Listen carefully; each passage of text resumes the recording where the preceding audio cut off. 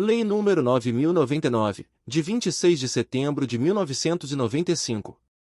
O Presidente da República faço saber que o Congresso Nacional decreta e eu sanciono a seguinte lei. Capítulo 1. Disposições Gerais. Artigo 1º. Os juizados especiais cíveis e criminais, órgãos da Justiça Ordinária, serão criados pela União, no Distrito Federal e nos territórios, e pelos Estados, para conciliação, processo, julgamento e execução, nas causas de sua competência. Artigo 2º. O processo orientar-se-á pelos critérios da oralidade, simplicidade, informalidade, economia processual e celeridade, buscando, sempre que possível, a conciliação ou a transação. Capítulo 2. Dos Juizados Especiais Cíveis. Seção 1. Da competência. Artigo 3º. O Juizado Especial Cível tem competência para conciliação, processo e julgamento das causas cíveis de menor complexidade, assim consideradas. Inciso 1. As causas cujo valor não exceda 40 vezes o salário mínimo. Inciso 2. As enumeradas no artigo 275, inciso 2, do Código de Processo Civil. Inciso 3. A ação de despejo para uso próprio. Inciso 4. As ações possessórias sobre bens imóveis de valor não excedente ao fixado no inciso 1 deste artigo. Parágrafo 1º. Compete ao Juizado Especial promover a execução. Inciso 1. Dos seus julgados. Inciso 2. Dos títulos executivos extrajudiciais, no valor de até 40 vezes o salário mínimo, observado o disposto no parágrafo 1º do artigo 8º desta lei. Parágrafo 2º. Ficam excluídas da competência do Juizado Especial as causas de natureza alimentar, falimentar, fiscal e de interesse da Fazenda Pública, e também as relativas a acidentes de trabalho, a resíduos e ao estado e capacidade das pessoas, ainda que de cunho patrimonial. Parágrafo 3º. A opção pelo procedimento previsto nesta lei importará em renúncia ao crédito excedente ao limite estabelecido neste artigo, excetuada a hipótese de conciliação. Artigo 4º. É competente, para as causas previstas nesta lei, o juizado do foro. Inciso 1. Do domicílio do réu ou, a critério do autor, do local onde aquele exerce atividades profissionais ou econômicas ou mantenha estabelecimento, filial, agência, sucursal ou escritório. Inciso 2. Do lugar onde a obrigação deva ser satisfeita. Inciso 3. Do domicílio do autor ou do local do ato ou fato, nas ações para reparação de dano de qualquer natureza. Parágrafo único. Em qualquer hipótese, poderá a ação ser proposta no foro previsto no inciso 1 deste artigo. Seção 2. Do juiz, dos conciliadores e dos juízes leigos. Artigo 5º. O juiz dirigirá o processo com liberdade para determinar as provas a serem produzidas, para apreciá-las e para dar especial valor às regras de experiência comum ou técnica. Artigo 6º. O juiz adotará em cada caso a decisão que reputar mais justa e equânime, atendendo aos fins sociais da lei e às exigências do bem comum. Artigo 7º. Os conciliadores e juízes leigos são auxiliares da justiça, recrutados, os primeiros, preferentemente, entre os bacharéis em direito, e os segundos, entre advogados com mais de 5 anos de experiência. Parágrafo único. Os juízes leigos ficarão impedidos de exercer a advocacia perante os juizados especiais, enquanto no desempenho de suas funções. Seção 3. Das partes. Artigo 8º. Não poderão ser partes, no processo instituído por esta lei, o incapaz, o preso, as pessoas jurídicas de direito público, as empresas públicas da União, a massa falida e o insolvente civil. Parágrafo 1º. Somente serão admitidas a propor ação perante o juizado especial. Inciso 1. As pessoas físicas capazes, excluídos os cessionários de direito de pessoas jurídicas. Inciso 2. As pessoas enquadradas como microempreendedores individuais, microempresas e empresas de pequeno porte na forma da Lei Complementar no 123, de 14 de dezembro de 2006. Inciso 3. As pessoas jurídicas qualificadas como organização da sociedade civil de interesse público, nos termos da Lei nº 9.790, de 23 de março de 1999. Inciso 4. As sociedades de crédito ao microempreendedor, nos termos do artigo 1º da Lei nº 10.194, de 14 de fevereiro de 2001. Parágrafo 2º. O maior de 18 anos poderá ser autor, independentemente de assistência, inclusive para fins de conciliação. Artigo 9º. Nas causas de valor até 20 salários mínimos, as partes comparecerão pessoalmente, podendo ser assistidas por advogado. Nas de valor superior, a assistência é obrigatória. Parágrafo 1º. Sendo facultativa a assistência, se uma das partes comparecer assistida por advogado, ou se o réu for pessoa jurídica ou firma individual, terá a outra parte, se quiser, assistência judiciária prestada por órgão instituído junto ao juizado especial, na forma da lei local. Parágrafo 2º. O juiz alertará as partes da conveniência do patrocínio por advogado, quando a causa o recomendar. Parágrafo 3º. O mandato ao advogado poderá ser verbal, salvo quanto aos poderes especiais. Parágrafo 4º. O réu, sendo pessoa jurídica ou titular de firma individual, poderá ser representado por preposto credenciado, munido de carta de preposição com poderes para transigir, sem haver necessidade de vínculo empregatício. Artigo 10. Não se admitirá, no processo, qualquer forma de intervenção de terceiro nem de assistência. Admitir-se-á o litisconsórcio. Artigo 11. O Ministério Público intervirá nos casos previstos em lei. Seção 4. Dos atos processuais. Artigo 12. Os atos processuais serão públicos e poderão realizar-se em horário noturno, conforme dispuserem as normas de organização judiciária. Artigo 12-A. Na contagem de prazo em dias, estabelecido por lei ou pelo juiz, para a prática de qualquer ato processual, inclusive para a interposição de recursos, computar-se-ão somente os dias úteis. Artigo 13. Os atos processuais serão válidos sempre que preencherem as finalidades para as quais forem realizados, atendidos os critérios indicados no artigo 2º desta lei. Parágrafo 1º. Não se pronunciará qualquer nulidade sem que tenha havido prejuízo. Parágrafo 2º. A prática de atos processuais em outras comarcas poderá ser solicitada por qualquer meio idôneo de comunicação. Parágrafo 3º. Apenas os atos considerados essenciais serão registrados resumidamente, em notas manuscritas, datilografadas, taquigrafadas ou estenotipadas. Os demais atos poderão ser gravados em fita magnética ou equivalente, que será inutilizada após o trânsito em julgado da decisão. Parágrafo 4º. As normas locais disporão sobre a conservação das peças do processo e demais documentos que o instruem. Seção 5. Do pedido. Artigo 14. O processo instaurar-se-á com a apresentação do pedido, escrito ou oral, à Secretaria do Juizado. Parágrafo 1º. Do pedido constarão, de forma simples e em linguagem acessível. Inciso 1. O nome, a qualificação e o endereço das partes. Inciso 2. Os fatos e os fundamentos, de forma sucinta. Inciso 3. O objeto e seu valor. Parágrafo 2º. É lícito formular pedido genérico quando não for possível determinar, desde logo, a extensão da obrigação. Parágrafo 3º. O pedido oral será reduzido a escrito pela Secretaria do Juizado, podendo ser utilizado o sistema de fichas ou formulários impressos. Artigo 15. Os pedidos mencionados no artigo 3º desta lei poderão ser alternativos ou cumulados, nesta última hipótese, desde que conexos e a soma não ultrapasse o limite fixado naquele dispositivo. Artigo 16. Registrado o pedido, independentemente de distribuição e autuação, a Secretaria do Juizado designará a sessão de conciliação, a realizar-se no prazo de 15 dias. Artigo 17. Comparecendo inicialmente ambas as partes, instaurar-se-á, desde logo, a sessão de conciliação, dispensados o registro prévio de pedido e a citação. Parágrafo único. Havendo pedidos contrapostos, poderá ser dispensada a contestação formal e ambos serão apreciados na mesma sentença. Seção 6. Das citações e intimações. Artigo 18. A citação far-se-á. Inciso 1. Por correspondência, com aviso de recebimento em mão própria.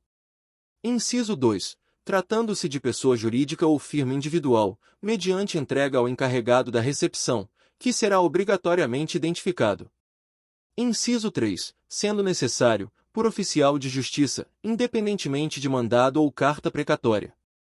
Parágrafo 1º. A citação conterá cópia do pedido inicial, dia e hora para comparecimento do citando e advertência de que, não comparecendo este, considerar-se-ão verdadeiras as alegações iniciais, e será proferido julgamento, de plano.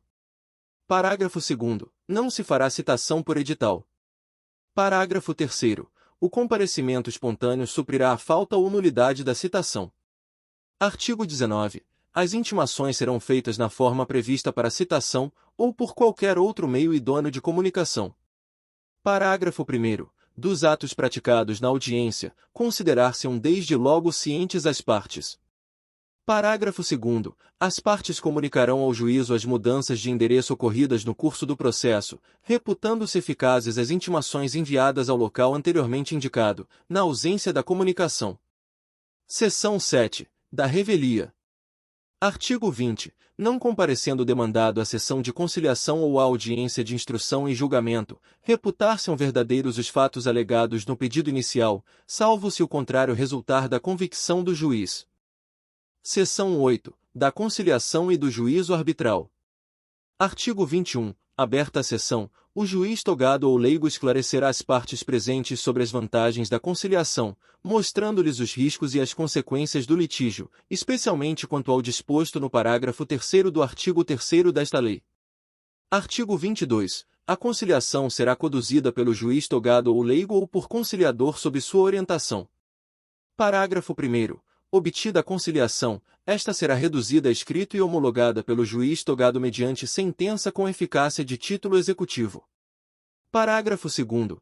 É cabível a conciliação não presencial conduzida pelo juizado mediante o emprego dos recursos tecnológicos disponíveis de transmissão de sons e imagens em tempo real, devendo o resultado da tentativa de conciliação ser reduzido a escrito com os anexos pertinentes.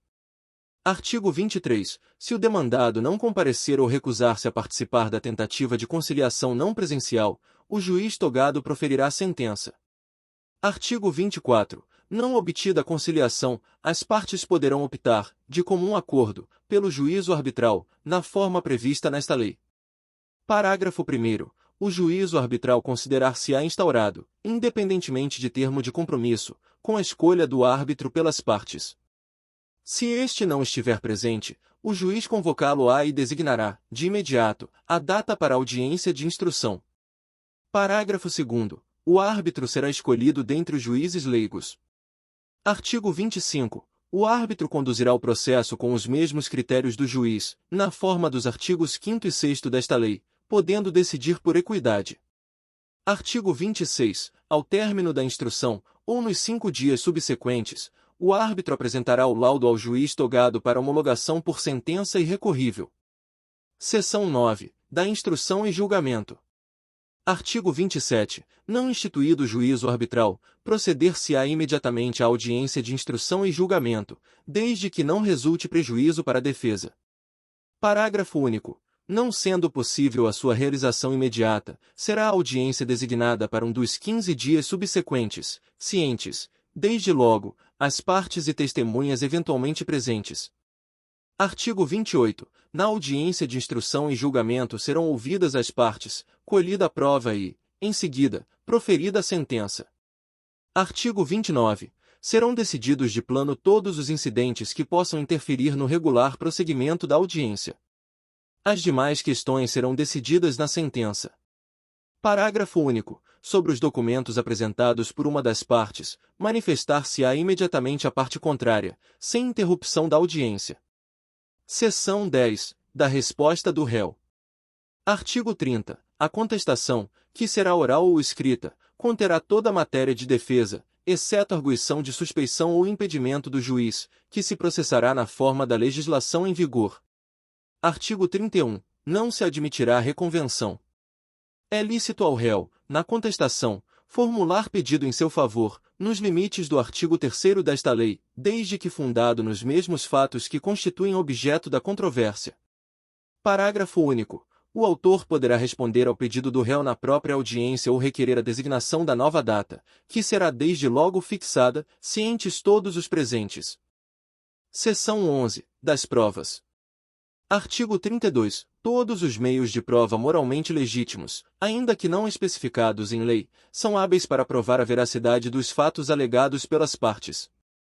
Artigo 33. Todas as provas serão produzidas na audiência de instrução e julgamento, ainda que não requeridas previamente, podendo o juiz limitar ou excluir as que considerar excessivas, impertinentes ou protelatórias. Artigo 34. As testemunhas, até o máximo de 3 para cada parte, comparecerão à audiência de instrução e julgamento levadas pela parte que as tenha arrolado, independentemente de intimação, ou mediante esta, se assim for requerido.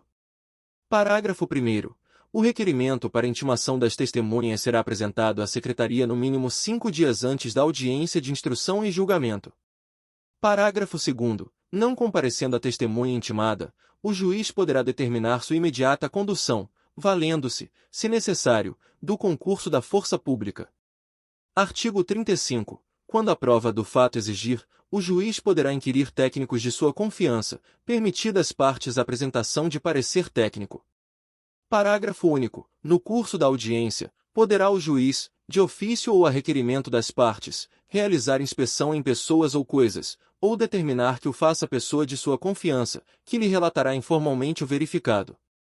Artigo 36. A prova oral não será reduzida a escrito, devendo a sentença referir, no essencial, os informes trazidos nos depoimentos.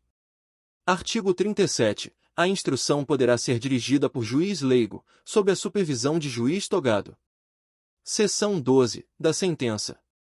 Artigo 38. A sentença mencionará os elementos de convicção do juiz, com breve resumo dos fatos relevantes ocorridos em audiência, dispensado o relatório.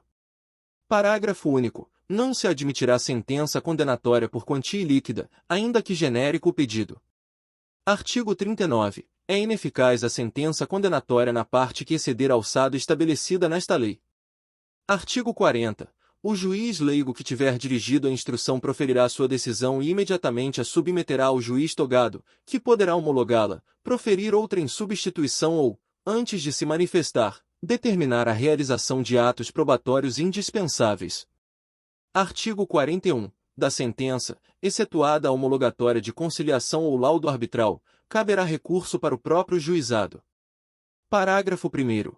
O recurso será julgado por uma turma composta por 3 juízes togados, em exercício no primeiro grau de jurisdição, reunidos na sede do juizado.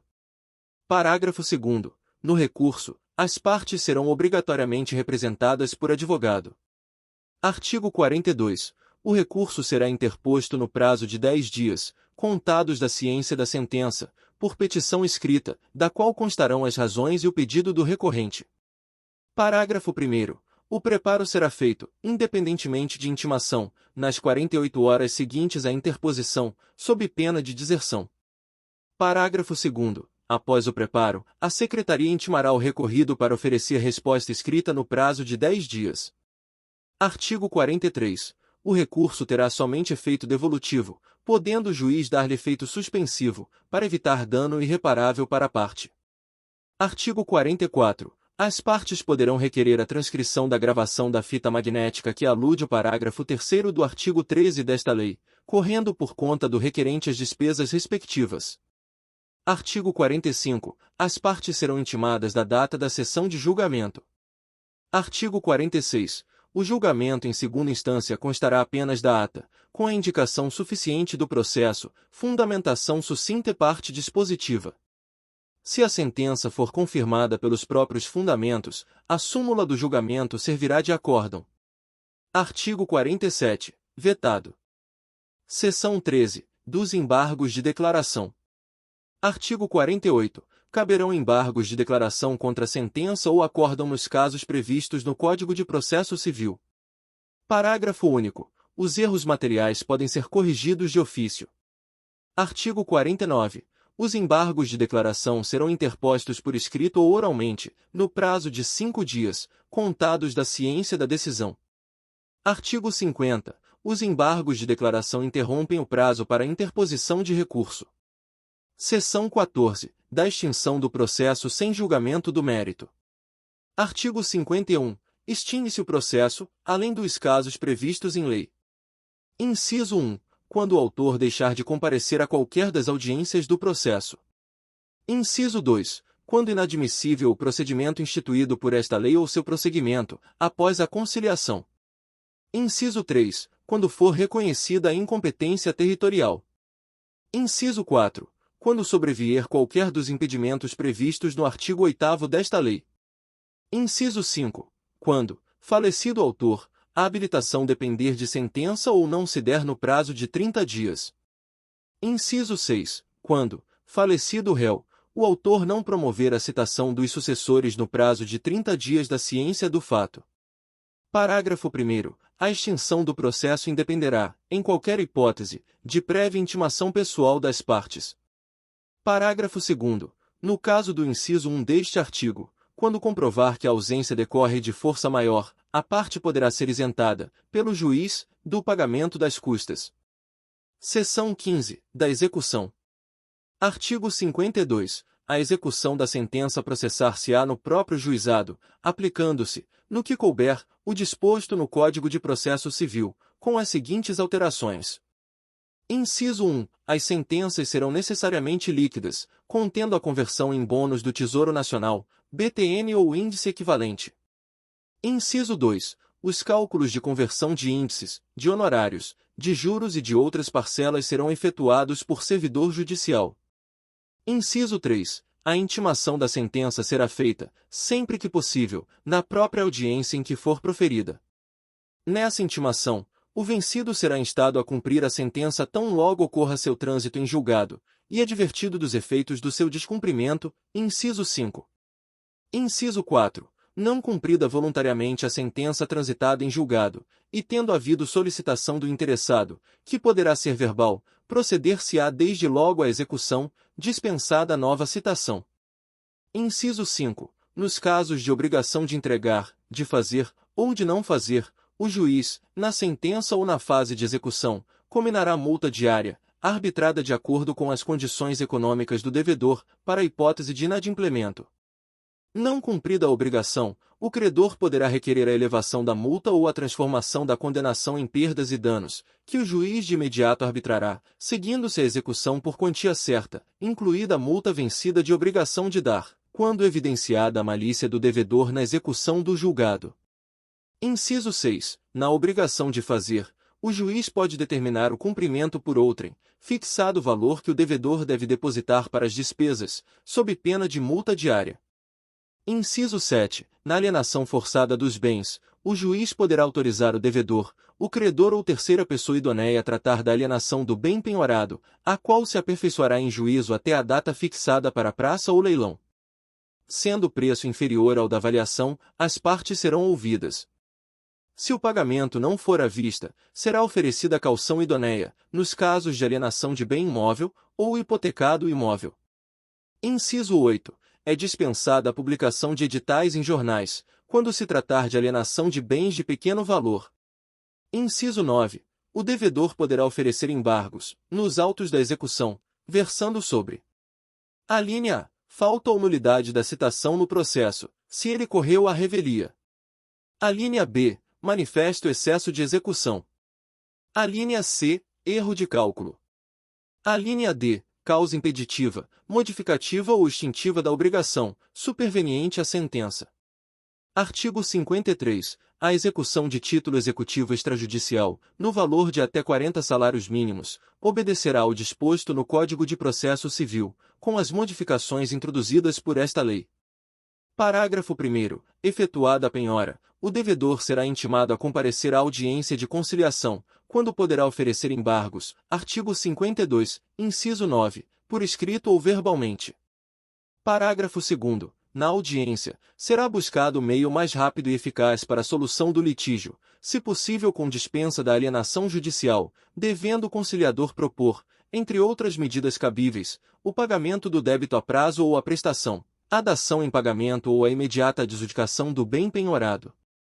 Parágrafo 3º. Não apresentados os embargos em audiência, ou julgados improcedentes, qualquer das partes poderá requerer ao juiz a adoção de uma das alternativas do parágrafo anterior. Parágrafo 4º. Não encontrado devedor ou inexistindo bens penhoráveis, o processo será imediatamente extinto, devolvendo-se os documentos ao autor. Seção 16. Das despesas. Artigo 54. O acesso ao juizado especial independerá, em primeiro grau de jurisdição, do pagamento de custas, taxas ou despesas. Parágrafo único. O preparo do recurso, na forma do parágrafo 1º do artigo 42 desta lei, compreenderá todas as despesas processuais, inclusive aquelas dispensadas em primeiro grau de jurisdição, ressalvada a hipótese de assistência judiciária gratuita. Artigo 55. A sentença de primeiro grau não condenará o vencido em custas e honorários de advogado, ressalvados os casos de litigância de má-fé. Em segundo grau, o recorrente, vencido, pagará as custas e honorários de advogado, que serão fixados entre 10% e 20% do valor de condenação ou, não havendo condenação, do valor corrigido da causa. Parágrafo único. Na execução não serão contadas custas, salvo quando: Inciso 1. Reconhecida a litigância de má-fé. Inciso 2. Improcedentes os embargos do devedor. Inciso 3. Tratar-se de execução de sentença que tenha sido objeto de recurso improvido do devedor. Seção 17. Disposições finais. Artigo 56. Instituído o juizado especial, serão implantadas as curadorias necessárias e o serviço de assistência judiciária. Artigo 57. O acordo extrajudicial, de qualquer natureza ou valor, poderá ser homologado, no juízo competente, independentemente de termo, valendo a sentença como título executivo judicial. Parágrafo único. Valerá como título extrajudicial o acordo celebrado pelas partes, por instrumento escrito, referendado pelo órgão competente do Ministério Público.